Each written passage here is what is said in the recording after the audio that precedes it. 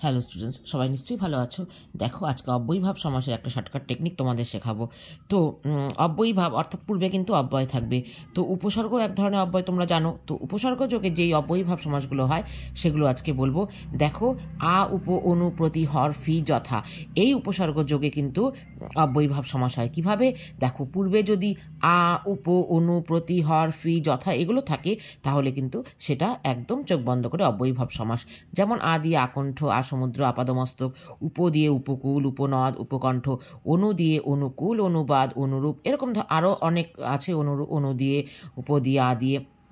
তো তোমরা দেখে নেবে, বইয়ে আছে। প্রতি দিয়ে প্রতিদান, প্রতিবাদ, প্রতিকূল, হর, হররোজ, হরগিজ, ফি দিয়ে ফি বছর, ফি মাস, ফি সপ্তাহ, যথা দিয়ে যথাসাধ্য, যথাবীজ, যথার্থ। কেমন? তোমরা বইয়ে অনেক এরকম আরও অনেক উদাহরণ পেয়ে যাবে। তো এছাড়াও কি, শব্দের শেষে যদি টে থাকে, অর্থাৎ রোগাটে, লম্বাটে, খ্যাপাটে এরকম ধরনের থাকলে, তাহলে কিন্তু সেগুলো একদম অব্যয়ীভাব সমাস। অভাব থাকলে, যেমন হা ভাত, অমিল, নিরামিষ, দুর্ভিক্ষ, এরকম আরও অনেক উদাহরণ আছে। তো তোমরা দেখে নিও। তো এটা কিন্তু করলে আশা করছি তোমাদের অনেক উপকারে আসবে। কেমন?